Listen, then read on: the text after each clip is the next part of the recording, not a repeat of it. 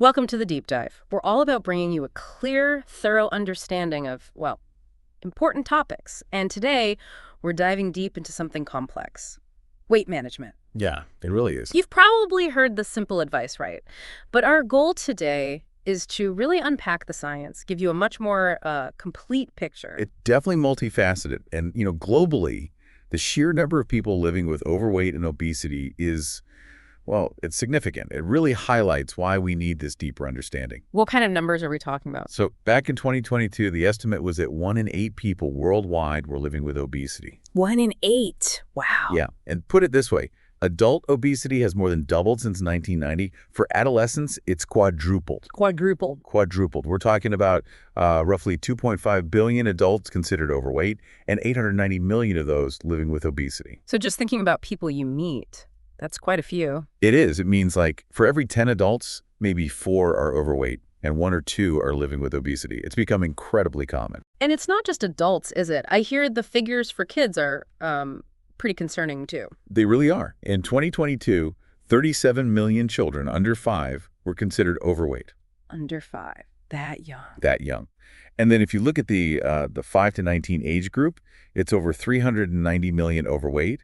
And within that, 160 million classified as obese. That really drives home that this isn't, limited to one stage of life. Exactly. Yeah. It spans the whole lifespan. So to make sense of these numbers, how do organizations like the World Health Organization actually define overweight and obesity? There must be specific criteria. Yes, there are. For adults, it's usually based on body mass index, or BMI. A BMI of 25 or higher is classed as overweight, and 30 or higher indicates obesity. Okay, BMI, that's the height and weight calculation. Right. Now, for children under 5, it's different. It's based on their weight relative to their height, compared against standard growth charts. Got it. And for older children and teens, so 5 to 19, it's back to BMI, but it's BMI for age. Again, compared to established growth references, it accounts for their growth patterns. That makes sense. And these numbers, they aren't the same everywhere in the world, are they? I remember seeing some pretty big variations. That's absolutely right. The prevalence varies quite a lot.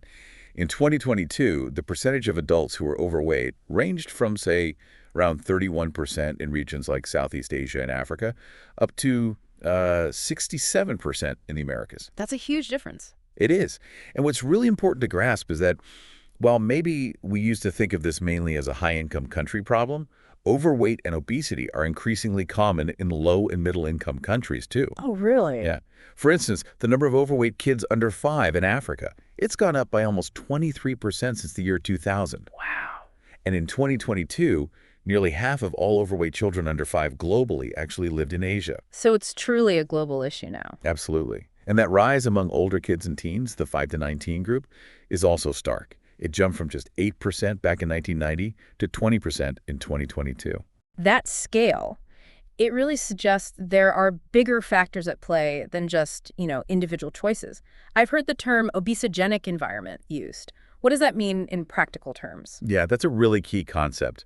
Think of the obesogenic environment as like the world around us making it harder, sometimes much harder, to maintain a healthy weight. Oh, so?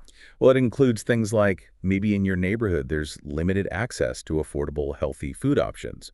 Or perhaps there aren't safe, accessible places to walk, run, or just be physically active as part of your daily life. So it's about the surroundings, the systems. Exactly. It highlights that these high rates of overweight and obesity aren't just about individual willpower or lack thereof. They're significantly shaped by the communities, the policies, the systems we all live within.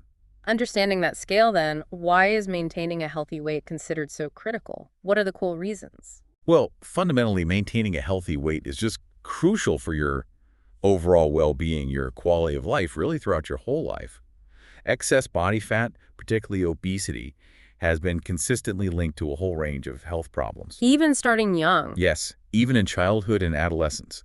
Being overweight or obese increases the risk of developing conditions like type 2 diabetes and cardiovascular disease, sometimes much earlier in life than we used to see. And it's not just physical health, is it? No, not at all. There can also be significant psychosocial consequences, challenges with self-esteem, potential bullying, which can, in turn, affect things like school performance and overall quality of life. That's tough. And unfortunately, if someone is living with obesity as a child or adolescent, they have a much higher likelihood of continuing to live with obesity as an adult. That just perpetuates those health risks. I also recall reading something about weight and longevity, but it wasn't as simple as thinner is always better. Can you elaborate on that? That's right. Research often shows something called a U-shaped curve. When you plot adult body weight, usually using BMI, against the risk of mortality from all causes, you see increased risks at both extremes. Both extremes. So too low and too high. Exactly. Both being at the very low end of the weight spectrum, like being significantly underweight, and being in the obese range are associated with a higher risk of dying and potentially a shorter lifespan. So the goal isn't extreme thinness. No. While the health risks linked to obesity are very well documented, this curve suggests that striving for an extremely low body weight might not be optimal for longevity either. The real goal is finding and maintaining a weight within a healthy range for you. That's helpful context. And it's also good to know that you don't necessarily need massive changes to see benefits, right? Even small steps can help. Absolutely. Even quite modest weight loss, if you're carrying excess weight, can lead to really noticeable improvements in how you feel and function. People often report having more energy, for one. They might experience less strain on their joints, like their knees and hips. And if that weight is kept off, it can reduce the risk of developing osteoarthritis later on. Okay. Weight loss can also help lower levels of inflammation throughout the body, which is linked to many chronic diseases. So it impacts your daily life quite directly. Definitely. These benefits really highlight that managing your weight isn't just about avoiding serious diseases decades down the line. It can directly improve your day-to-day energy, comfort, and overall well-being right now. The focus should be on achieving a healthy weight that allows you to live a more active, fulfilling life.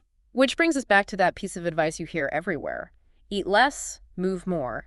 Sounds simple, but as we're seeing, there's clearly a lot more going on beneath the surface. Right. While eat less, move more does touch on the basic principle of energy balance, calories in versus calories out.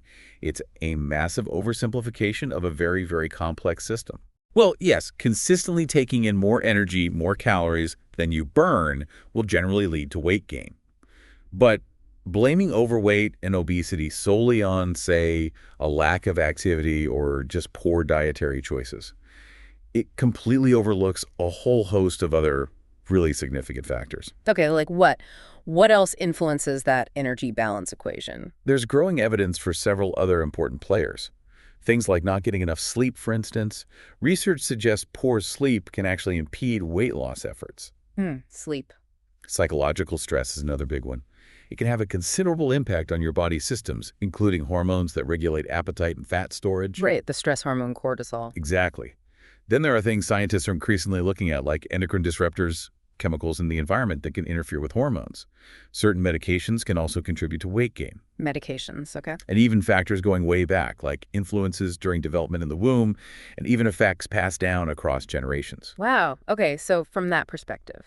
From that broader perspective, yes, sometimes overeating or reduced physical activity might actually be seen more as symptoms of these underlying imbalances, rather than just the sole causes of the excess weight itself. That's a really important shift in thinking. What about that common assumption that people living with obesity are just, less active by nature? Yeah, that's a stereotype, but the objective data doesn't always back it up. When studies use accelerometers devices that actually measure movement, they often find that physical inactivity is pretty widespread across all BMI categories. So it's not just an issue for people with obesity. Not at all. And in some cases, individuals living with obesity might actually show similar or even higher levels of physical activity compared to those with a quote-unquote normal weight, especially when you consider the extra energy it takes to move a larger body. That's a fair point. So just telling someone to be more active without understanding their individual circumstances, their environment, potential limitations, it might not address the root causes at all. And the eat less part of the equation, that can also be problematic if taken to extremes, right? Oh, absolutely. While managing calorie intake is definitely part of the picture, focusing only on drastically cutting calories can really backfire, can even be harmful. How can it backfire? Well, it can lead to things like extreme fatigue, really intense cravings for less healthy foods, a higher risk of binge eating episodes, and in some situations, it could even contribute to developing eating disorders. So it's not a simple fix. Far from it. Plus, how each person's body responds to calorie restriction varies a lot. It depends on your unique biology, your genetics, the environment you live in. A simple, one-size-fits-all, just eat less approach is unlikely to be effective or, crucially, sustainable for everyone. Okay, so to really get a handle on this, we need to dig into the science of energy. Let's start with the basics. Calories. What exactly is a calorie in this context? Right. So at its core, a calorie is just a unit of energy. When we talk about nutrition, we're usually talking about the kilocalorie, often written as candol, or sometimes calorie with a capital C. Okay, the ones on food labels. Exactly. 1 kilocalorie is technically the amount of energy needed to raise the temperature of 1 kilogram of water by 1 degree Celsius.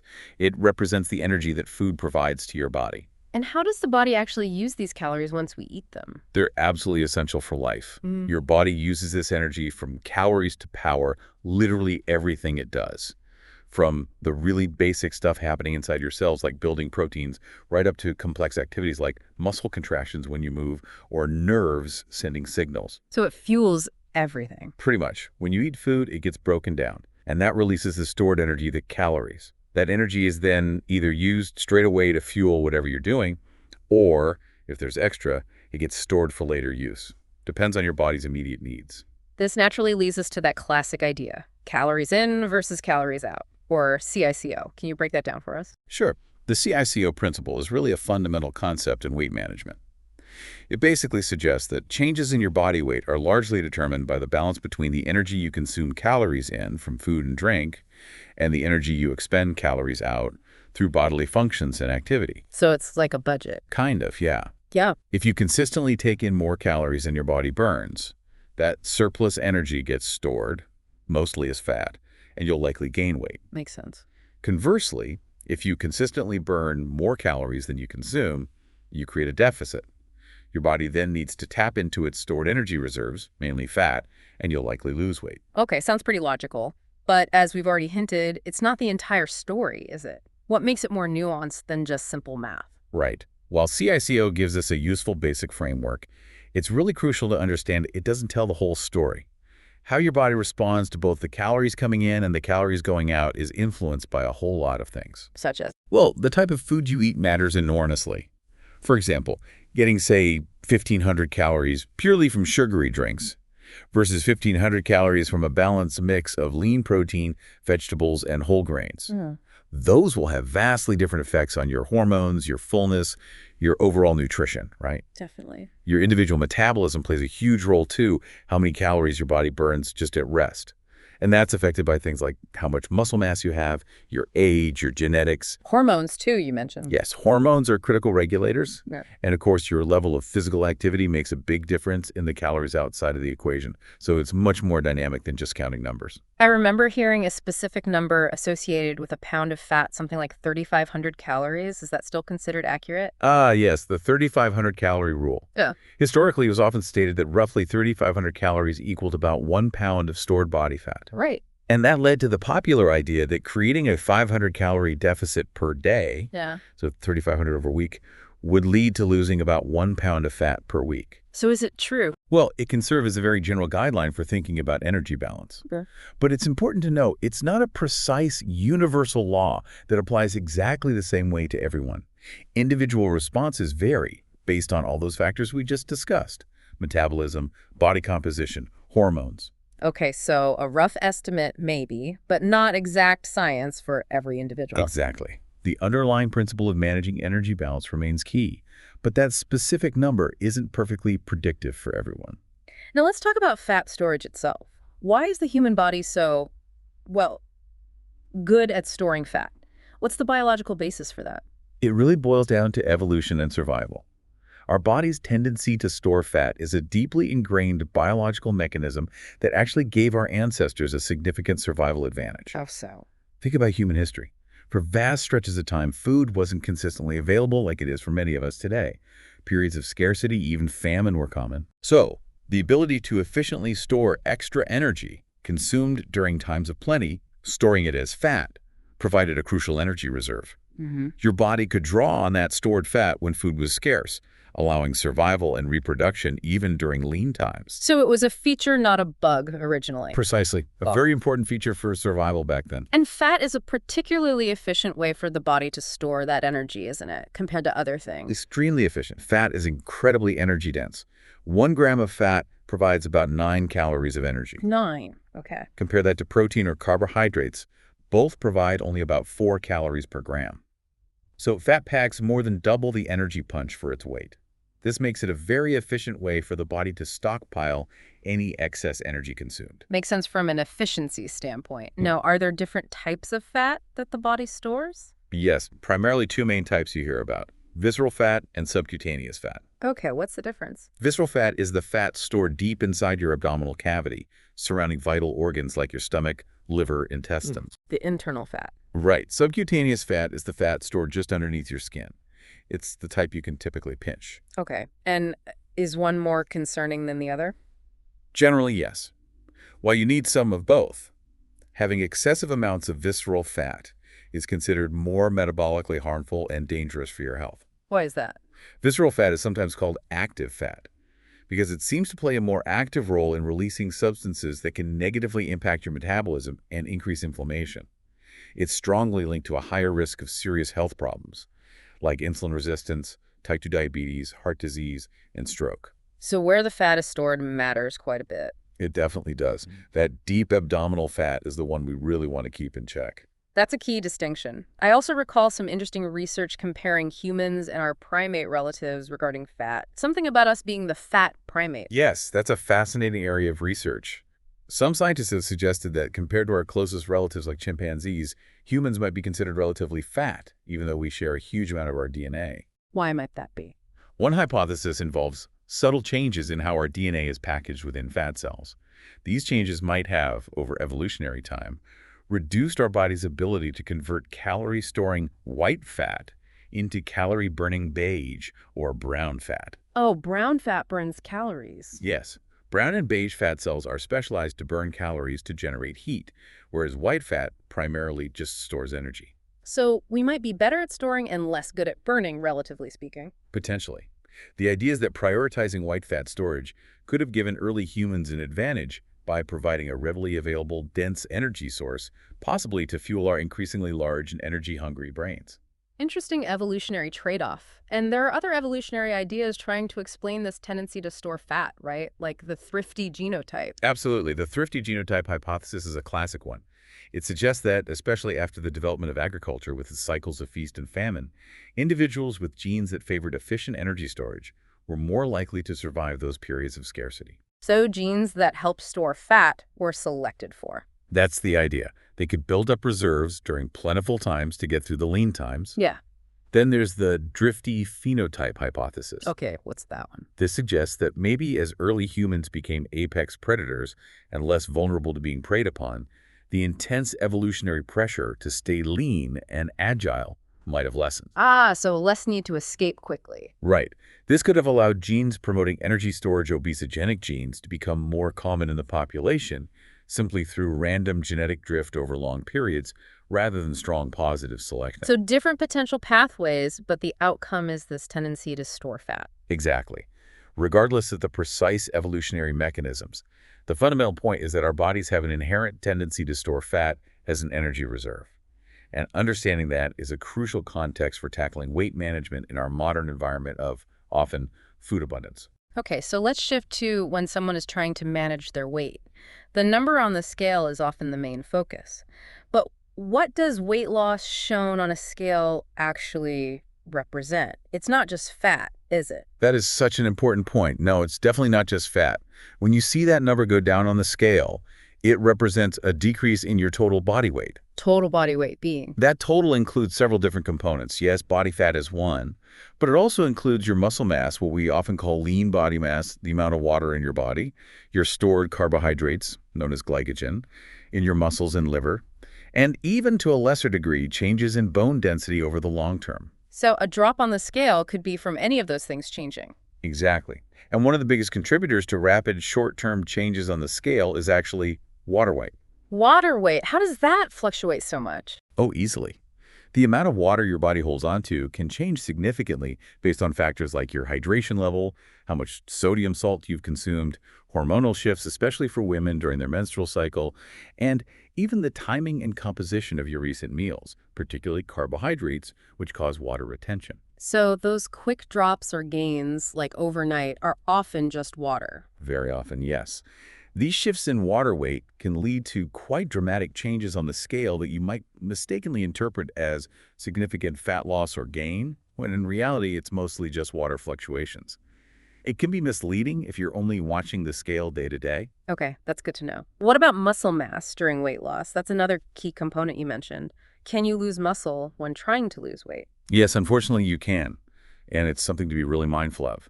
When your body isn't getting enough energy from food, when you're in that calorie deficit, it has to turn to its stored energy sources. Which includes muscle. Yes, it includes both fat and muscle tissue.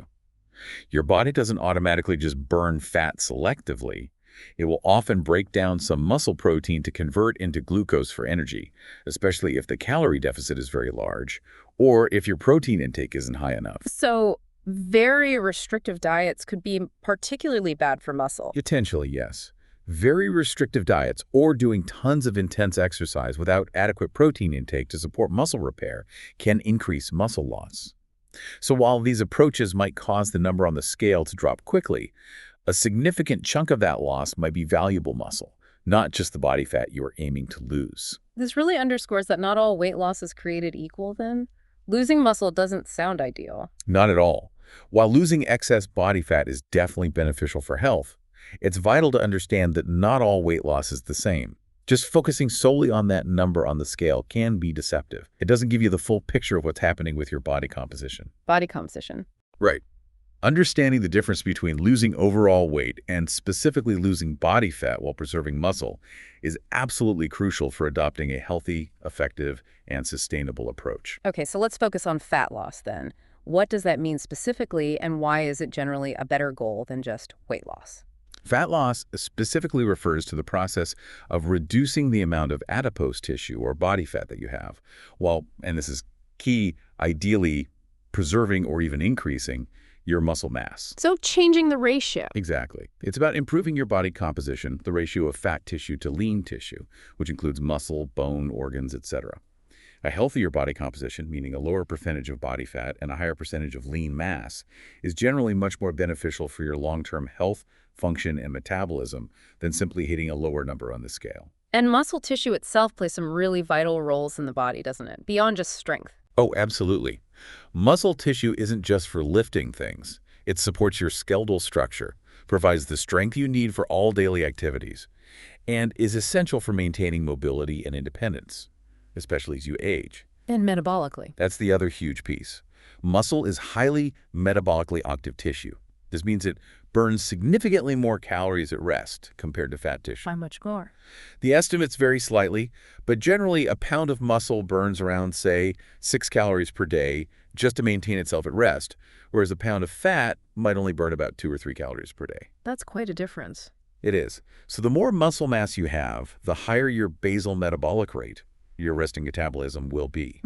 This makes it easier to manage your weight and body composition over the long term because you're naturally burning more calories around the clock. I've also heard the term body recomposition. How does that fit in here? Is that different from fat loss? Body recomposition, or recomp, refers to the goal and sometimes the outcome of losing body fat while simultaneously gaining muscle mass. Okay, doing both at once. Right.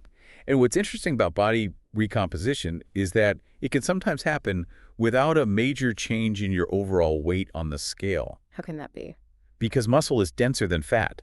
It takes up less space for the same amount of weight. So you could theoretically lose, say, 5 pounds of fat and gain 5 pounds of muscle. Your scale weight wouldn't change, but you'd be leaner, stronger, and your clothes would likely fit differently. Ah, so the scale isn't telling the whole story there at all. Not at all. This often happens when someone starts a new strength training program or makes significant dietary changes, especially increasing protein. It's a prime example of why relying solely on the scale to track progress can be really misleading. So going back to the potential downside of just focusing on weight loss, if that leads to losing muscle, that can actually make things harder in the long run. Yes, it absolutely can backfire. When you lose muscle mass, as we said, it lowers your basal metabolic rate.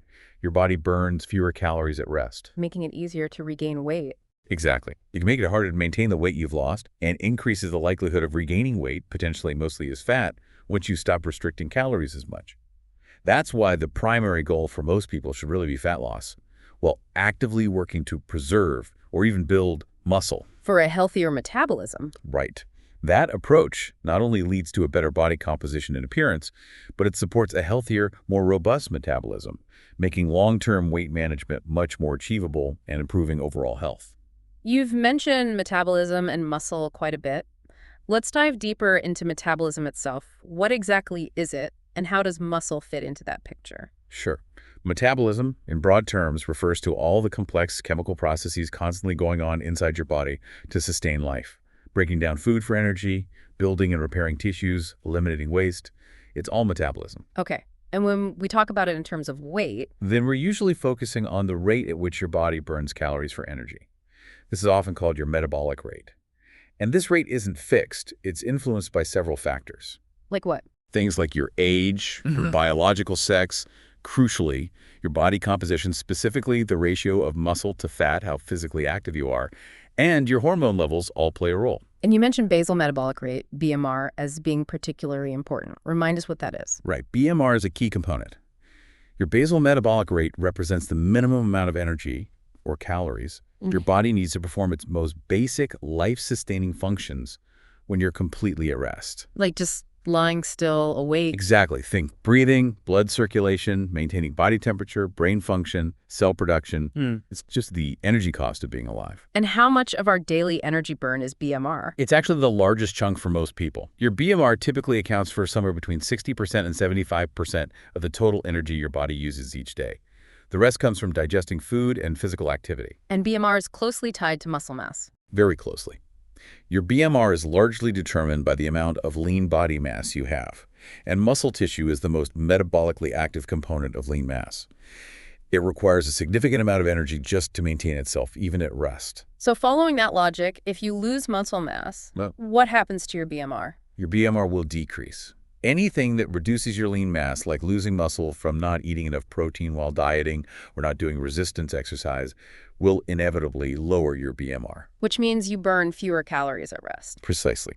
This is why prioritizing muscle preservation or even building muscle through exercise, particularly weight-bearing and resistance exercises, is so critical when you're trying to lose weight, specifically fat. So diet alone might lower BMR more than diet plus exercise. Generally, yes.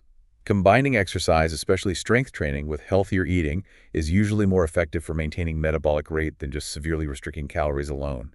Extreme restriction without exercise can signal your body to conserve energy, potentially slowing metabolism further. You mentioned the calorie difference between muscle and fat earlier. Can you recap that significance? Yeah, it's worth reiterating.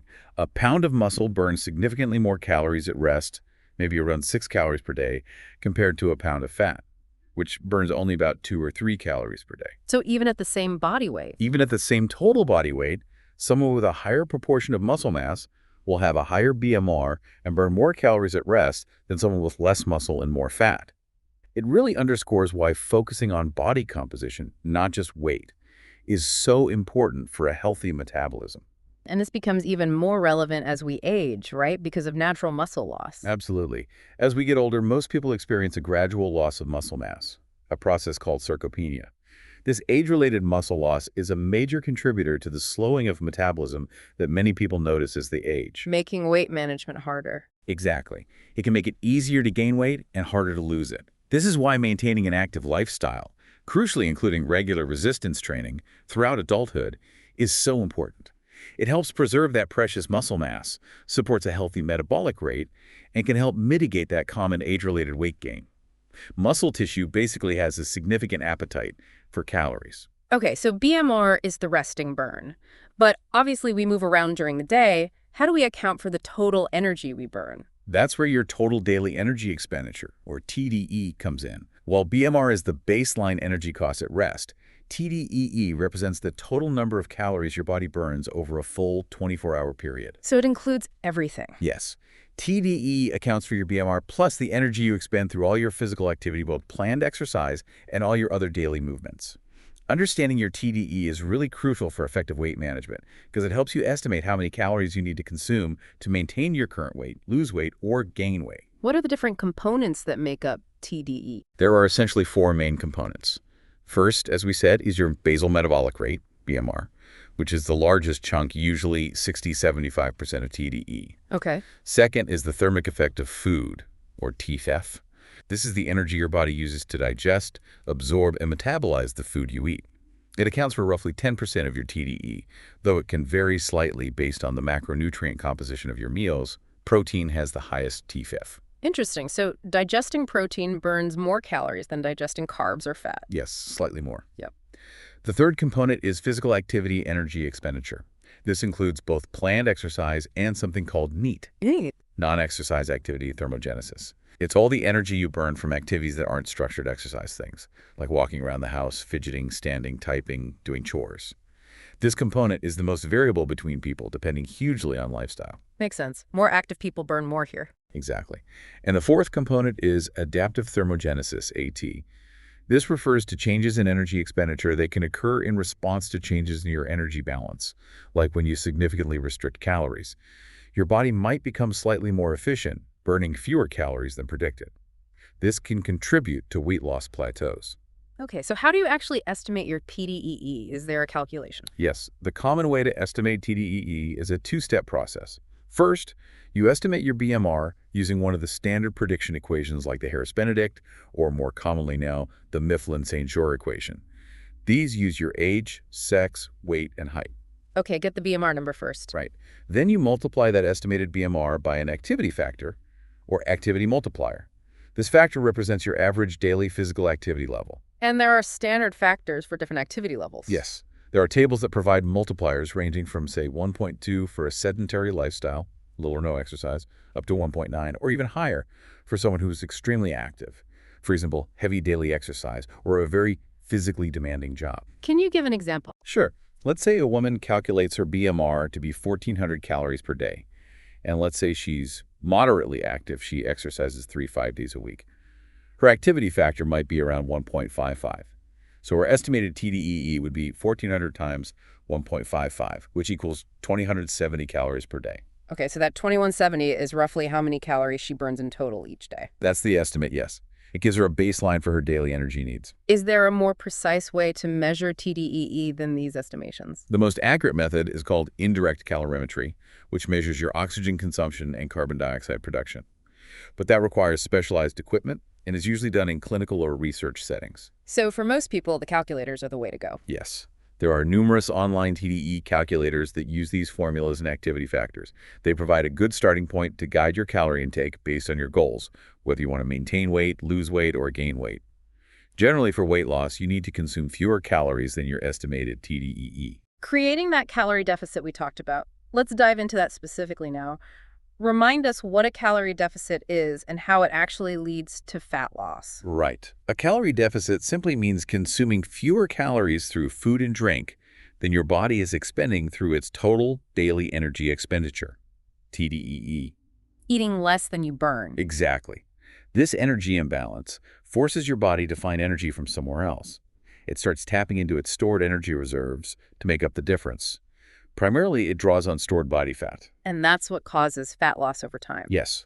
When you're consistently in a calorie deficit day after day, your body breaks down stored fat, and also stored glycogen, to fuel its activities. Over time, maintaining this deficit leads to a gradual reduction in your body's fat stores, resulting in fat loss and a decrease in overall weight. What's generally considered a healthy and sustainable amount for that deficit? You don't want it to be too extreme, right? Generally, no. For healthy, sustainable fat loss, a moderate deficit of around 300 to 500 calories per day below your TDEE is often recommended for most people. And what kind of weight loss does that typically result in? That level of deficit usually translates to a weight loss of about half a pound to 1 pound per week. Of course, individual results can vary based on starting weight, body composition, activity level, and metabolic factors. How can someone practically create that deficit through their diet? What are the key strategies? It really comes down to making mindful food choices. Focusing on nutrient-dense foods that are naturally lower in calories is key. Think lots of vegetables, fruits, lean protein sources, whole grains. These tend to be more filling for fewer calories. What about things to limit or avoid? It's often helpful to be aware of liquid calories, sugary sodas, juices, fancy coffee drinks, alcohol, as they can add up quickly without making you feel full. Limiting highly processed foods is also generally a good strategy, as they're often high in added sugars, unhealthy fats, sodium, and overall calories, but low in nutrients and fiber. And exercise plays a role in creating the deficit too, obviously. Absolutely. While dietary changes are often the most efficient way to create a deficit initially, regular physical activity significantly increases your calories out, making it easier to achieve and maintain that deficit. So combining both is usually best. For most people, yes. Combining a calorie-controlled, nutrient-dense diet with regular physical activity, including both aerobic exercise and strength training, is often the most sustainable, safe, and effective approach for fat loss and long-term weight management. You mentioned avoiding extreme deficits. What are the potential downsides of cutting calories too drastically for too long? Yeah, prolonged or very extreme deficits can cause problems. As we discussed, there's the risk of your metabolism slowing down more significantly, that adaptive thermogenesis. There's also a higher risk of losing valuable muscle mass, especially if protein intake is low. What else? You might experience fatigue, nutrient deficiencies if your diet isn't carefully planned, increased risk of things like gallstones and other potential side effects. Yeah. It just becomes unsustainable and potentially unhealthy. That's why moderation is generally key. Okay, so that's the deficit side. What about the opposite, a calorie surplus? When is that relevant? A calorie surplus is basically the flip side. Consistently consuming more calories than your body needs for its TDEE. While a deficit is needed for weight loss, a surplus is typically required if your goal is to gain weight. Particularly for building muscle. Exactly. A calorie surplus is usually necessary for significant muscle growth, especially when combined with resistance training. When you're in a surplus, your body has extra energy beyond its immediate needs. Some of this extra energy can be used for repairing and building tissues, including muscle, but any excess beyond that will primarily be stored as fat. So if you want to build muscle, you need a surplus, but you don't want it to be too huge. Otherwise, you just gain fat. That's the balancing act, yes. For individuals looking to maximize muscle gain while minimizing fat gain, research generally suggests a fairly modest surplus is best. Maybe around 5 to 10% above your maintenance calorie level, your TDEE. Why not a bigger surplus? Doesn't more fuel mean more muscle? Not necessarily. Studies suggest that consuming a significantly larger surplus often leads to proportionally more fat gain without substantial additional muscle growth benefit. Your body's capacity to build muscle is limited, even with training and extra calories. Does the ideal surplus size vary from person to person? It can, yes. Factors like your training experience, genetics, and current body composition play a role. Beginners, for example, might be able to benefit from a slightly larger surplus initially because they have more potential for rapid muscle growth. More experienced lifters usually need a smaller, more controlled surplus to avoid excessive fat gain. And the training itself is crucial. A surplus without lifting weights Will mostly just lead to fat gain. Yes. A structured, progressive resistance training program is essential to provide the stimulus for muscle growth and signal to your body to use those extra calories for muscle repair and synthesis, rather than just storing them all as fat. How can you tell if your surplus is working well for muscle gain versus just fat gain? Monitoring is key. Keep an eye on changes in your body weight, but also ideally your body composition, like body fat percentage or measurements, over time. This helps ensure the rate of weight gain is appropriate for lean muscle development and not just excessive fat accumulation. What's a reasonable rate of gain to aim for? A commonly suggested reasonable rate for muscle gain is somewhere in the range of 0.25 to 0.5% of your body weight per week. Gaining significantly faster than that likely indicates you're in too large a surplus and accumulating more fat than necessary. We've touched on the risks of extreme deficits. What about the risks of really extreme surpluses? The primary risk of extreme caloric surpluses is, quite simply, excessive fat gain. Yeah. Over time, this leads to overweight and obesity, which significantly increases your risk for all those associated health problems we discussed earlier: heart disease, type 2 diabetes, certain cancers, joint problems, and so on. Any other concerns? You could also run into nutritional imbalances if those excess calories are coming primarily from processed, nutrient-poor foods.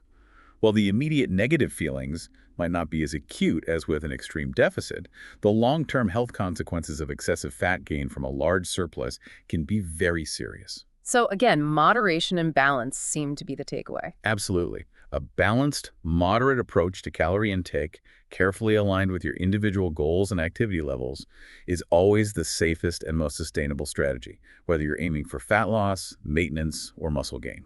Let's talk about something many people experience: hitting a weight loss plateau. It feels like you're doing everything right, but the scale stops moving. Is this related to that metabolic adaptation you mentioned earlier? Yes, it very often is. Metabolic adaptation, or the adaptive thermogenesis, refers to that phenomenon where your body's energy expenditure decreases more than would be predicted based purely on your weight loss and changes in body composition. So your metabolism slows down more than expected. Exactly. It makes continued weight loss harder because the calorie deficit you thought you were maintaining might shrink or even disappear, even if you're still eating the same amount. It's like your body becomes more energy efficient as a way to resist further weight loss. Is this a significant factor in why people struggle to keep losing weight? Research suggests it definitely plays a role. Studies have shown measurable metabolic adaptation even after relatively modest weight loss, maybe around 10% of body weight. And some research indicates that a greater degree of adaptation is linked to taking longer to reach weight loss goals. So it's like a survival mechanism kicking in. That's the prevailing theory, yes. It's thought to be a survival mechanism left over from our evolutionary past, designed to conserve energy when food intake is reduced, protecting against starvation. Your body might subtly downregulate various energy-consuming processes. Does everyone experience this adaptation to the same extent? No, it seems to vary quite a bit between individuals. This variation likely contributes to why different people have such different weight loss experiences, even on similar diets. Diet adherence is obviously huge, but metabolic adaptation appears to be a real physiological factor influencing outcomes too. And does it get worse the more weight you lose? There's some evidence suggesting that larger amounts of weight loss may be associated with a greater degree of metabolic adaptation. This could partly explain why losing those last few pounds often feels significantly harder than the initial weight loss. Now, the big question, is this slowdown permanent? If you lose weight, is your metabolism damaged forever? That's a common concern, but the encouraging news from research is that metabolic adaptation doesn't appear to be permanent, or at least not fully. Oh, that's good. Yes. Studies suggest that maintaining a stable weight for a period after weight loss, a weight stabilization phase, even just for a couple of weeks or months, can significantly reduce or even eliminate the adaptation. So taking a break from active dieting might help reset things. It potentially could, yes. It might help normalize metabolic rate closer to what would be predicted for your new weight, potentially making subsequent weight loss efforts, if needed, more effective. What about yo-yo dieting? Does repeatedly losing and regaining weight mess with metabolism in the long run? There's definitely research exploring that link. Some studies suggest that repeated cycles of weight loss and regain, weight cycling, might, over time, lead to a higher overall body fat percentage and potentially a slower resting metabolic rate compared to maintaining a stable weight, even if it's a higher weight. This really underscores the importance of aiming for sustainable changes rather than quick fixes that lead to the yo-yo effect. So understanding metabolic adaptation is important for managing expectations and strategy. Absolutely. Knowing it's a real phenomenon helps you understand plateaus aren't just about lack of effort. It can inform strategies like incorporating diet breaks or stabilization periods. While it presents a challenge, especially for long-term maintenance, it's not necessarily an insurmountable barrier. Okay, let's switch gears slightly and talk more about the quality of what you eat. We hear about macronutrients, protein, fat, carbs. Can you break those down for us in the context of weight management? Sure, macronutrients are the nutrients your body needs in relatively large amounts for energy, growth, repair, and regulating bodily functions.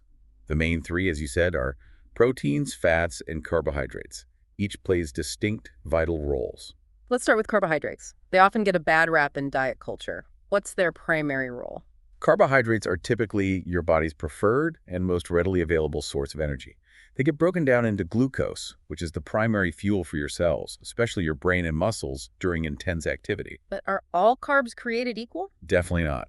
It's crucial to distinguish between simple and complex carbohydrates. Simple carbs found in things like sugary drinks, candy, white bread, refined grains are digested quickly, leading to rapid blood sugar spikes and often providing little nutritional value beyond energy. And complex carbs? Complex carbs found in whole grains, like oats, brown rice, quinoa, fruits, vegetables, beans, lentils, contain fiber and are digested more slowly.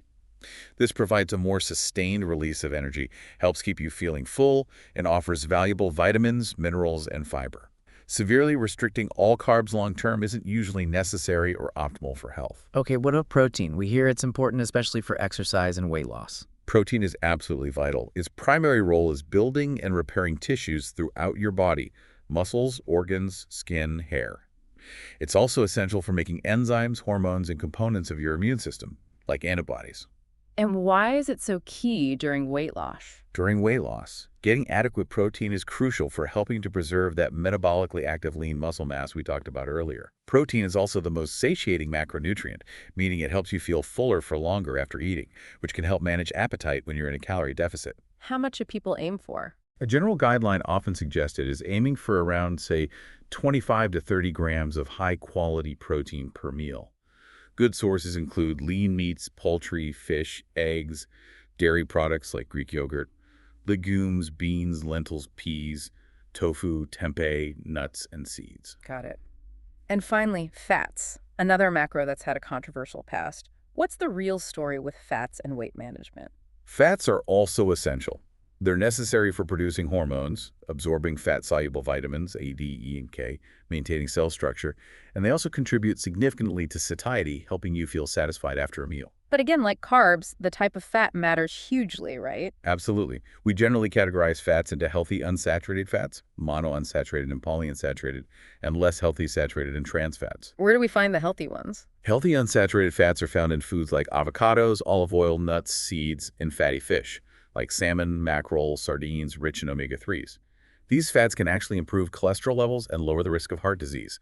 Omega-3s in particular have numerous health benefits. And the ones to limit. Saturated fats are found primarily in animal products, red meat, full-fat dairy, and some tropical oils, coconut, palm. Trans fats are often found in processed and fried foods, baked goods made with shortening. Consuming too much saturated and especially trans fats can raise your bad LDL cholesterol and increase heart disease risk. So the old idea that eating fat makes you fat is too simplistic. Way too simplistic and often wrong. Healthy fats, consumed in appropriate amounts as part of a balanced diet, are crucial for health and can actually aid in weight management because of their role in satiety and hormone function. It's about choosing the right types of fat and managing overall calories. Beyond the big three macros, what about fiber and micronutrients? Both are incredibly important. Fiber, found mainly in plant foods, fruits, veggies, whole grains, legumes, nuts, seeds, is crucial for digestive health, helps regulate blood sugar, supports heart health, contributes significantly to feelings of fullness, satiety, and feeds beneficial gut bacteria. And micronutrients. Those are the vitamins and minerals. Your body needs them in smaller amounts than macronutrients, but they're absolutely essential for thousands of processes, including energy production, immune function, bone health, and cell repair. A varied, whole foods-based diet usually provides these. It really seems like the type of food you eat, the quality, matters just as much, if not more, than just the raw calorie number. I would argue it matters more for overall health and sustainable weight management, yes. Processed foods, for example, tend to be less nutrient-dense, lower in fiber, and often packed with added sugars, unhealthy fats, and sodium compared to whole, unprocessed foods. Does the body handle calories from processed versus whole foods differently? There's actually research suggesting that yes, some studies have found a lower thermic effect of food, TEF, meaning the body burns fewer calories digesting and processing the meal after consuming a highly processed meal compared to an equivalent calorie meal made from whole foods. This suggests the form your calories come in does matter for energy expenditure. So prioritize whole foods. Generally, yes.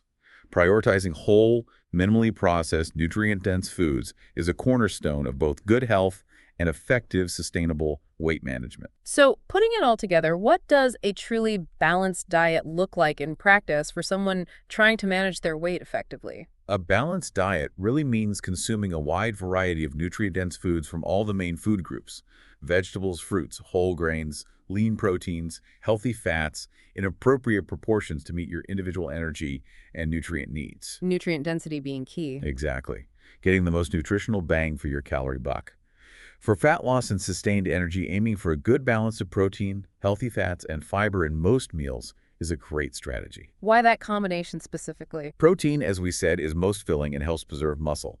Healthy fats also aid satiety and are crucial for bodily functions. Fiber promotes fullness, slows digestion, and helps regulate blood sugar. That combination helps keep you satisfied and energized while supporting your goals. Can you give some practical meal examples? Sure. Think things like overnight oats made with rolled oats, maybe some Greek yogurt or protein powder, chia seeds, berries, and nuts. Or a big salad loaded with colorful vegetables, a good portion of grilled chicken or fish, beans or lentils, and a dressing based on olive oil and vinegar. Or maybe some scrambled eggs, or a homemade egg muffin with veggies paired with a piece of fruit.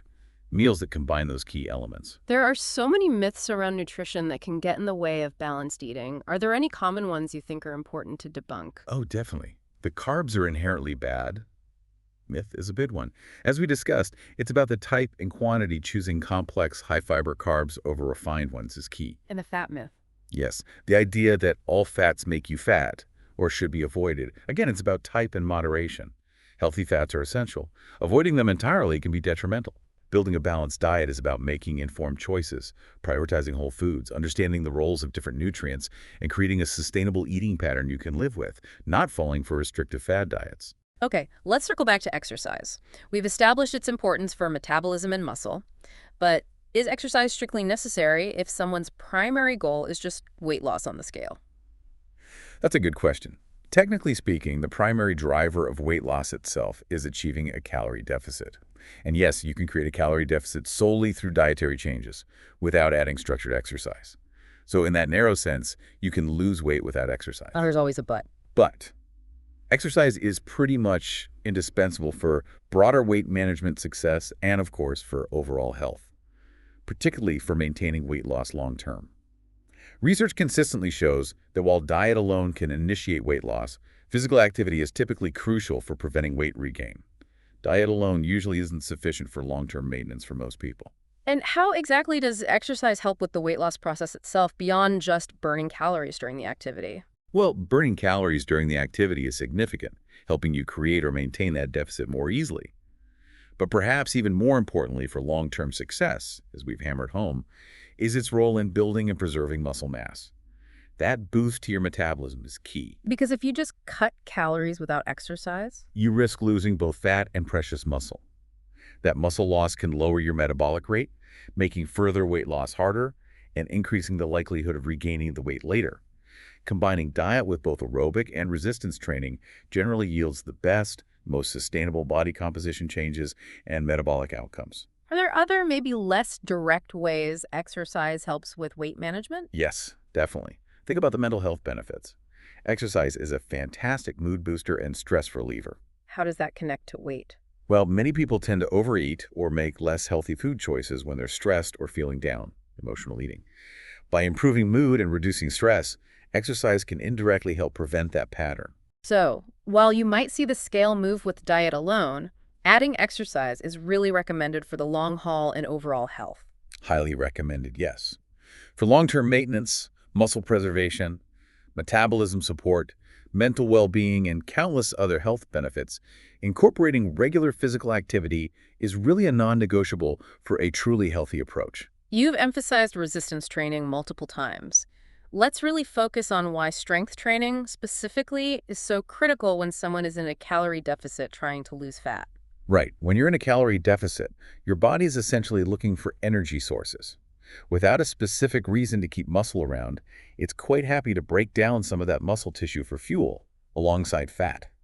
It's catabolic. So resistance training provides that reason. Exactly. Resistance training, lifting weights, using resistance bands, body weight exercises, sends a powerful signal to your body. Hey, we need these muscles. They're being used. They're under stress. Don't break them down. How does that signaling work? When you challenge your muscles with resistance, you create microscopic tears in the muscle fibers. Your body then responds by repairing and rebuilding those fibers, often making them slightly stronger and sometimes bigger. This process, muscle protein synthesis, requires energy and protein building blocks. It tells your body that muscle tissue is essential and needs to be preserved, even prioritized, despite the overall calorie shortage. And can resistance training actually build muscle even in a deficit? It's harder to build significant new muscle in a substantial deficit compared to when you're eating at maintenance or in a surplus. However, resistance training is incredibly effective at preserving the muscle you already have. And for beginners, or those returning after a break, some muscle growth is possible even in a moderate deficit, especially with sufficient protein intake. Which, as we know, helps keep the metabolism up. Precisely. Even just maintaining your existing muscle mass during fat loss prevents that drop in BMR. And if you can build even a little lean muscle over time, it further increases your resting metabolic rate, making long-term weight maintenance easier. Even small gains in muscle have a noticeable metabolic impact. Does the type or intensity of resistance training matter? Yes, consistency and progressive overload are key. You need to regularly challenge your muscles and gradually increase the demands over time, lifting slightly heavier, doing more repetitions or sets, reducing rest time. This continual stimulus is needed to keep signaling muscle adaptation and growth, even when calories are restricted. What about the afterburn effect people talk about with strength training? Yes, EPR, excess post-exercise oxygen consumption. After a resistance training session, your body continues to burn calories at a slightly elevated rate for some time as it recovers, repairs muscle tissue, and replenishes energy stores. While the calorie burn during the strength workout itself might sometimes be less than a long cardio session, these long-term effects on muscle mass, metabolism, and EPO make resistance training absolutely indispensable for effective and sustainable fat loss. So, to sum it up, calorie deficit drives the loss, but resistance training directs what is lost, hopefully more fat and less muscle. That's a great way to put it. Resistance training is critical during a deficit to preserve or build muscle, boost metabolism, improve body composition, and ultimately lead to healthier, more sustainable fat loss results compared to just dieting or cardio alone. Beyond weight and metabolism, you touched on other benefits of exercise. Can we expand on how regular activity impacts things like hormones and mental well-being? Definitely. The benefits really are wide-ranging. Let's start with mental health. Exercise is a powerful tool for improving mood, reducing symptoms of depression and anxiety, and managing stress. How does it do that? It's thought to work through several mechanisms. It can increase the brain's sensitivity to serotonin and norepinephrine, neurotransmitters that help regulate mood. It also stimulates the release of endorphins, which have mood-boosting and pain-relieving effects. Plus, it can improve sleep quality, which is hugely important for mental well-being. Okay, and hormonally. Exercise has significant positive effects on hormone balance. One key benefit is improving insulin sensitivity. This means your body's cells become better at responding to insulin and taking up glucose from the blood for energy, which helps regulate blood sugar and can make it easier to burn fat. Building muscle also directly combats insulin resistance. What about stress hormones? Regular exercise can help regulate the body's stress response system, potentially leading to lower levels of cortisol, the primary stress hormone, over time, especially if the exercise isn't excessively strenuous or prolonged without adequate recovery. And metabolically, beyond just burning calories. Well, boosting and maintaining a healthy metabolic rate through muscle preservation or gain is huge. But exercise also improves cardiovascular and respiratory function. Your heart and lungs get stronger and more efficient. It enhances glucose metabolism, helping to lower blood sugar levels and reduce the risk of type 2 diabetes. It can positively impact cholesterol levels, often increasing good HDL cholesterol and potentially lowering bad LDL cholesterol and triglycerides. And it improves blood vessel function and helps lower blood pressure, reducing the risk of heart disease and stroke. Are there other benefits worth mentioning? Oh, plenty. Stronger muscles and bones, which reduces the risk of falls, fractures, and osteoporosis. Increased energy level throughout the day, improved cognitive function and focus, even a reduced risk of developing certain types of cancer. Wow. It really is a cornerstone of overall health, not just weight management. Absolutely. The sheer breadth of benefits makes regular physical activity essential for a healthy lifestyle, regardless of your weight goals. We've really established the importance of exercise, especially resistance training, alongside a calorie deficit. Let's flip it again. What are the specific negative consequences if someone only relies on the calorie deficit and skips the exercise part? What happens physiologically? As we've touched upon, the main risks are muscle loss and a potential metabolic slowdown that goes beyond what's expected just from weighing less. Why does the body choose to break down muscle in that scenario? Without the stimulus of resistance exercise signaling that muscles are needed, the body, when faced with an energy shortage, may see muscle tissue as expendable, or at least a readily available source of amino acids that can be converted to glucose for energy. This is particularly true with drastic calorie restriction or insufficient protein intake. The body might even prioritize breaking down some muscle over tapping into fat stores in certain situations, especially to fuel essential functions. And the problem with losing muscle, again, is the metabolic impact. Exactly. Muscle is metabolically active tissue. Losing it means your overall metabolic rate, and especially your basal metabolic rate, BMR, decreases. You burn fewer calories at rest. This makes continued weight loss progressively harder and makes weight regain much more likely once you increase calories again. It's that metabolic slowdown. And that ties into the metabolic adaptation concept, too. Yes, on top of the direct effect of losing metabolically active tissue, the body might also engage in that adaptive thermogenesis we discussed, becoming more efficient at using the calories it does get when faced with a significant prolonged deficit. It's a survival mechanism that further slows metabolism and hinders weight loss efforts. So the combination sounds like a recipe for frustration. It can be. The combination of muscle loss and metabolic slowdown creates real challenges for long-term weight management. You might see initial weight loss on the scale, which is a mix of fat, water, and muscle, but then find it incredibly difficult to lose more and very easy to regain the weight, often primarily as fat. This can contribute to that frustrating cycle of yo-yo dieting. So the strong recommendation remains. Incorporate regular resistance training into your weight loss plan. It signals the body to preserve muscle, and ensure you're consuming adequate protein to provide the building blocks for muscle maintenance and repair. Combining a moderate calorie deficit with resistance training and sufficient protein is the best strategy to maximize fat loss while minimizing muscle loss and helping to maintain a healthier metabolic rate. Let's talk more about hormones. You mentioned insulin and cortisol. What other key hormones play a major role in appetite, metabolism, and fat storage that people should be aware of? Hormones are like the body's chemical messengers, and they're absolutely critical in regulating weight. Besides insulin and cortisol, two other really key players you often hear about are leptin and ghrelin. Okay, leptin first. What does that do? Leptin is often called the satiety hormone. It's primarily produced by your fat cells, and it signals to your brain, specifically the hypothalamus, about your long-term energy status. Generally, more body fat means more leptin, which should signal fullness, reduce hunger, and potentially increase energy expenditure. It helps regulate energy balance over the long term. So more fat, more leptin, less hunger. Why doesn't that always work in obesity? That's where leptin resistance comes in.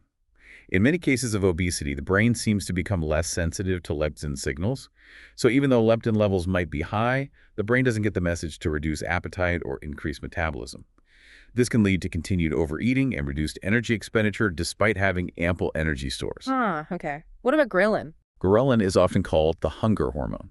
It's mainly produced by your stomach when it's empty. It travels to the brain and stimulates appetite, making you feel hungry. Ghrelin levels typically rise before meals and fall after you eat. So high ghrelin means more hunger. Exactly. Elevated levels increase hunger and drive you to seek food.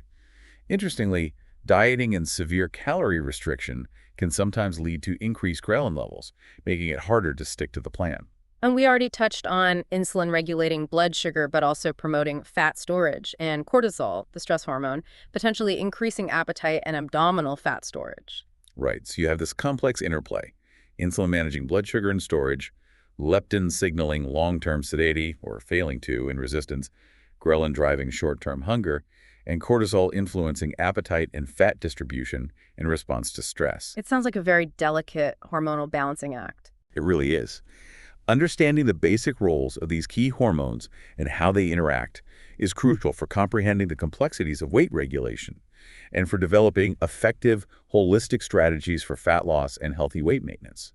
It's not just about calories. It's also about the hormonal signaling that influences both sides of the energy balance equation. And it seems logical that our daily habits, sleep, stress, diet would significantly impact this hormonal balance. Can you elaborate on that connection? Absolutely. Those three factors, sleep, stress, and diet, have a profound influence on the hormones governing appetite, metabolism, and fat storage. How does sleep fit in? Inadequate sleep is a major disruptor. Not getting enough quality sleep has been shown to decrease levels of leptin, the satiety hormone, and increase levels of ghrelin, the hunger hormone. So less sleep makes you hungrier and less satisfied. Exactly. That combination can lead to increased appetite and potentially overeating, especially craving high-calorie foods. Poor sleep can also elevate cortisol levels, further promoting fat storage and cravings. Prioritizing consistent quality sleep, typically 7 to 9 hours for most adults, is essential. Establishing a regular sleep schedule and a relaxing bedtime routine can really help. Okay, and stress. We know cortisol is involved. Right. Chronic stress leads to chronically elevated cortisol levels. As we mentioned, high cortisol can promote fat storage, particularly in the abdominal area, increase cravings for sugary, fatty, comfort foods, and can also impair insulin sensitivity over time. Finding effective stress management techniques is crucial. Such as? Things like mindfulness meditation, yoga, deep breathing exercises, spending time in nature, engaging in hobbies you enjoy, whatever works for you, to help regulate cortisol and support a healthier weight. And diet. How do food choices impact these hormones directly? Diet has a huge impact. The types of food you eat and even when you eat can influence hormone release and function. For instance, consuming high glycemic carbohydrates causes sharper spikes in insulin compared to low glycemic, high fiber carbs. Right. Eating nutrient-dense meals containing adequate protein, fiber, and healthy fats helps support healthy leptin function and promotes satiety. Eating at relatively consistent meal times can help regulate the natural rhythms of ghrelin and leptin. What about negative dietary patterns? Things like highly irregular meal patterns, constant snacking throughout the day, or frequent late-night eating can disrupt insulin sensitivity and the normal signaling of hunger and satiety hormones. Also, ensuring adequate intake of nutrients like fiber and omega-3 fatty acids plays a role in overall hormonal health. So our daily lifestyle choices are constantly influencing this complex hormonal system. Precisely. Prioritizing good sleep hygiene, actively managing stress, and making conscious, balanced dietary choices are fundamental for maintaining a healthy hormonal profile that supports, rather than hinders, effective weight management. It's often said that losing fat gets harder as we get older. We touched on muscle loss, but is there a direct hormonal component to this age-related difficulty? Yes, there definitely is. Hormonal changes that naturally occur with aging play a significant role in why many people find it increasingly challenging to lose fat and maintain muscle mass as they get older, even with consistent effort. What kind of changes happen, say, for women? For women, the most significant change is typically menopause, which involves a substantial drop in estrogen levels. Estrogen influences fat distribution, metabolism, and appetite regulation. Lower estrogen is often associated with an increase in abdominal fat storage, a potential decrease in metabolic rate, and sometimes mood swings or sleep disturbances that can make sticking to healthy routines more difficult. And for men? For men, there's a gradual decline in testosterone levels, typically starting around age 40 or so. Testosterone plays a key role in maintaining muscle mass, bone density, and influencing fat distribution.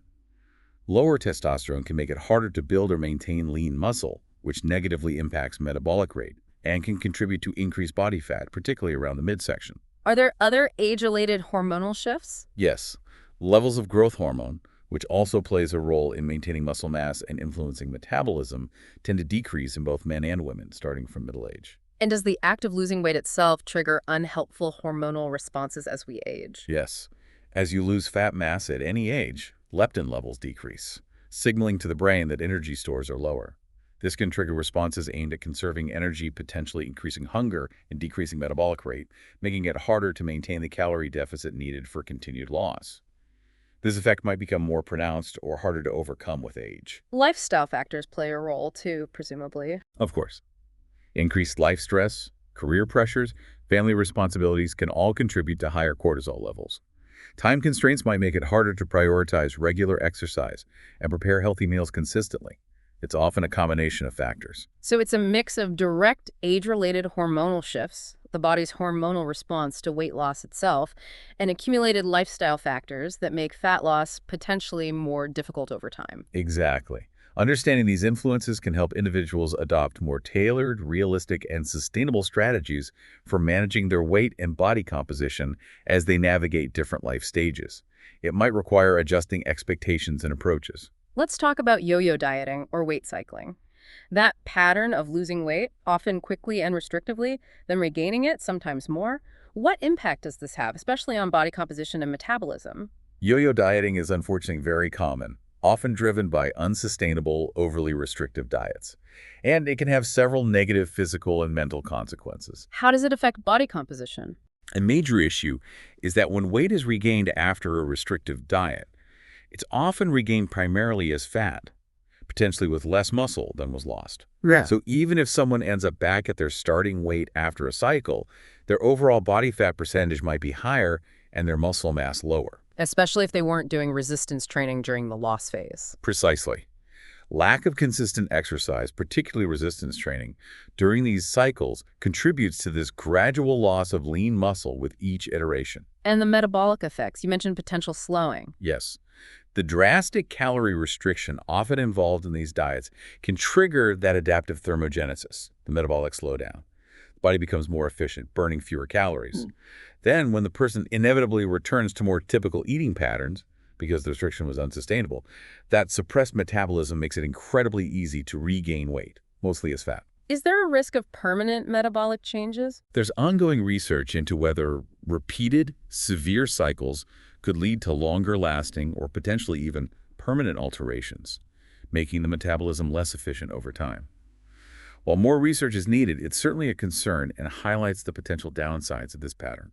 Are there other risks associated with yo-yo dieting? Yes, studies have linked weight cycling to increased risk factors for conditions like fatty liver disease, type 2 diabetes, and cardiovascular disease. It can also lead to nutritional deficiencies if the restrictive phases are poorly planned, have negative psychological effects, stress, frustration, low self-esteem, poor relationship with food, and potentially disrupt the balance of gut bacteria. So the clear recommendation is to avoid this cycle if possible. Absolutely. Focusing on gradual, sustainable lifestyle changes, balanced nutrition, regular, enjoyable exercise is a much healthier and more effective approach for long-term weight management and overall well-being than relying on restrictive, short-term diets that often lead to the yo-yo pattern. Emotional eating and the related binge-restrict cycle are also significant challenges for many people. How do these patterns interfere with weight management and health? They can be major obstacles. Emotional eating, as the name suggests, is using food to cope with emotions, stress, boredom, sadness, even happiness, rather than responding to physical hunger cues. And that leads to excess calories. Often, yes. The foods typically sought during emotional eating are often high-calorie, less nutritious comfort foods. Since the eating isn't driven by physical need, it frequently leads to consuming excess calories, contributing to weight gain over time. What about the binge-restrict cycle? How does that work? This cycle often starts with rigid dieting or severe calorie restriction, perhaps driven by weight loss goals or body image concerns. This intense restriction leads to feelings of deprivation and powerful cravings. Which triggers the binge. Exactly. Eventually, the deprivation becomes overwhelming, leading to an episode of binge eating, consuming a large amount of food in a short period, often feeling out of control. And then what happens? The binge is typically followed by intense feelings of guilt, shame, self-blame, and frustration. This negative emotional fallout then prompts a return to even stricter dieting or restriction in an attempt to undo the perceived damage, which, of course, just perpetuates the cycle. It's a harmful and unsustainable pattern. What are the health consequences of this cycle?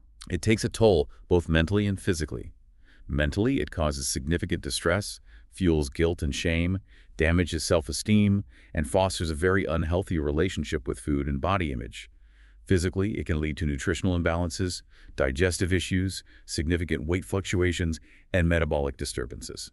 Long-term engagement in this cycle can have serious consequences. How can someone break free from these patterns? It often requires addressing the underlying emotional triggers and developing healthier coping mechanisms for dealing with emotions besides food. Seeking professional support from a therapist or counselor, particularly one specializing in eating disorders or disordered eating, can be incredibly helpful. What other strategies can help? Practicing mindful eating, paying attention to hunger and fullness cues, eating without distraction, and intuitive eating principles can help rebuild trust with your body's signals. Challenging negative thoughts about food, weight, and self-worth is crucial. Building a supportive network, engaging in regular self-care activities that aren't food-related, establishing regular balanced eating patterns, avoiding extreme restriction, and ditching rigid diet rules and food labeling, good versus bad, are all important steps. It really sounds like mindset and consistency are just as important, maybe even more so, than the specific diet or exercise plan when it comes to long-term success. I would absolutely agree. Achieving and maintaining healthy habits and a healthy weight relies heavily on cultivating the right mindset and demonstrating consistency over the long haul. It goes way beyond just the science of calories and macros. Why is consistency so crucial? Because sustainable results come from the accumulation of small, healthy choices made day after day, week after week. It's not about perfection, but about consistently showing up. Steady, realistic habits build a routine that becomes part of your lifestyle, not a temporary fix. And that helps avoid fluctuations. Yes. Consistent eating patterns, consistent exercise, consistently aiming for that slight calorie deficit if that's the goal. It helps prevent drastic swings, supports a more stable metabolism, and fosters a sustainable approach.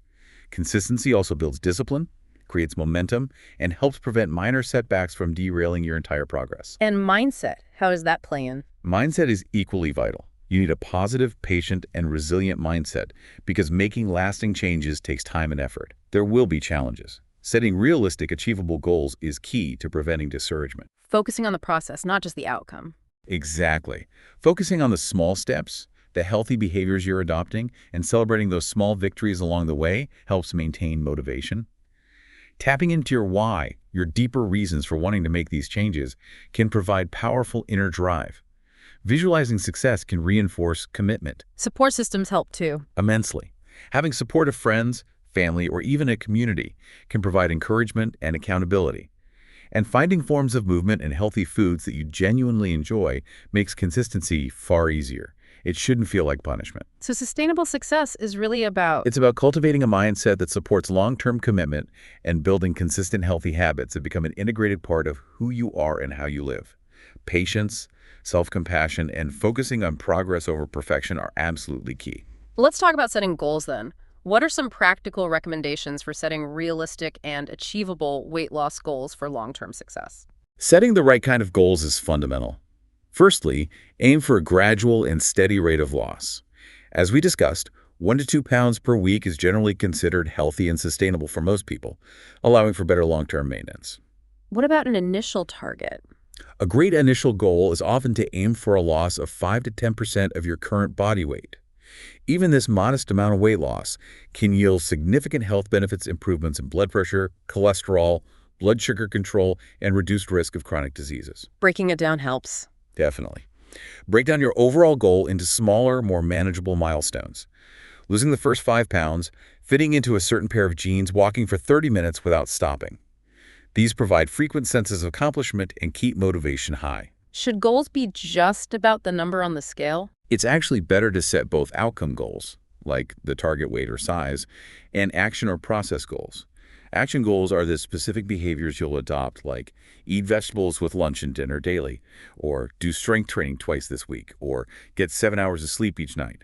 These action goals are what you have direct control over and provide the roadmap to achieving the outcome. Is it important to consult a professional? Strongly advised, yes. Before starting any significant weight loss program, it's wise to consult with a healthcare professional, a doctor, a registered dietitian. They can assess your overall health, identify any underlying conditions that might affect weight, and help you develop a safe, personalized, and realistic plan. And goals might need adjusting. Absolutely. Weight management is a dynamic journey. Be prepared to reevaluate and adjust your goals as you progress, as your body changes, or as your life circumstances shift. Keeping goals realistic and flexible is key to staying motivated and avoiding discouragement. We mentioned the 1-2 pounds per week rate. Why is that specific pace generally considered healthy and sustainable? That moderate pace, typically requiring a daily deficit of 500,000 calories, is favored for several reasons. Firstly, it allows your body time to adjust physiologically and psychologically. Secondly, it's more likely to result primarily in fat loss rather than significant loss of water weight or, crucially, muscle mass. Giving you time to build habits too. Exactly.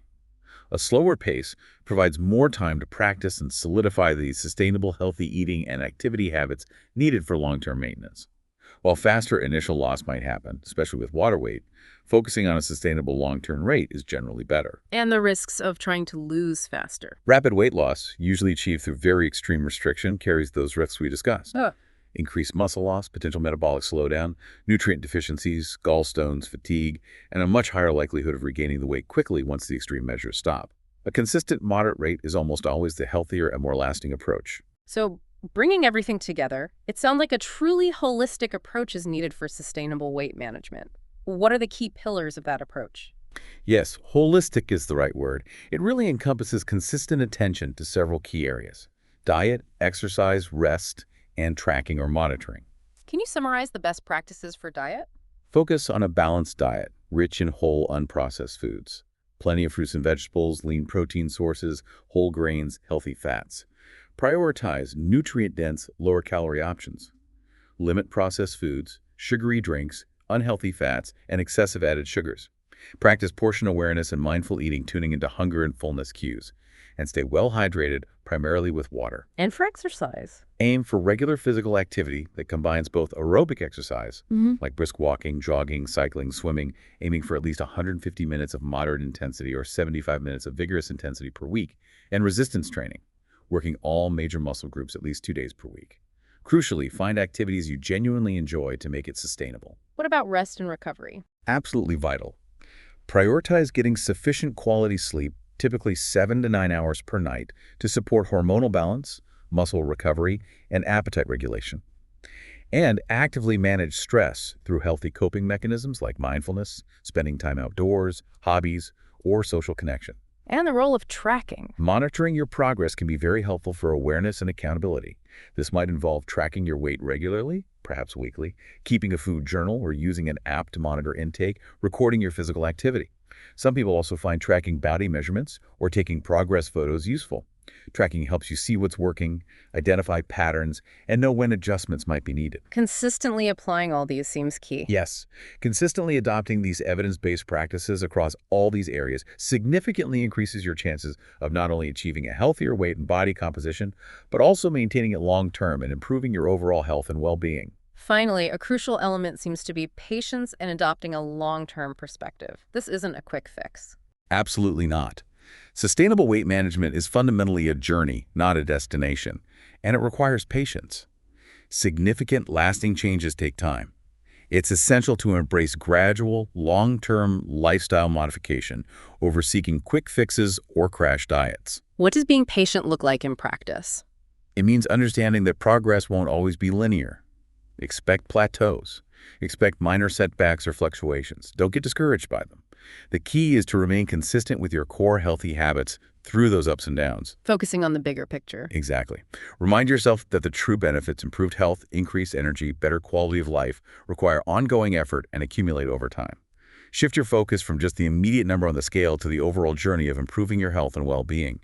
Celebrate non-scale victories, feeling stronger, having more energy, clothes fitting better, improved health markers. And planning for challenges.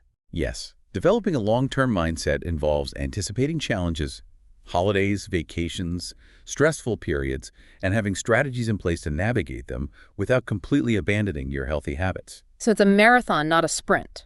Precisely.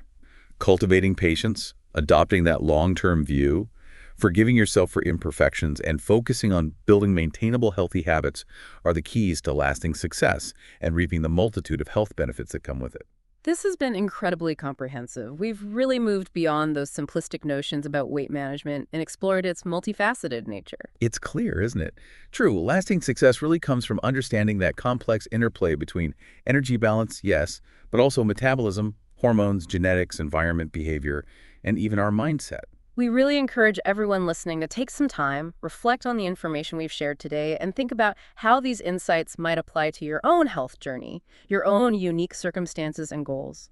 Yeah, and maybe ask yourself, considering all this complexity we've uncovered, what's one small, truly sustainable shift you could implement in your daily routine starting today?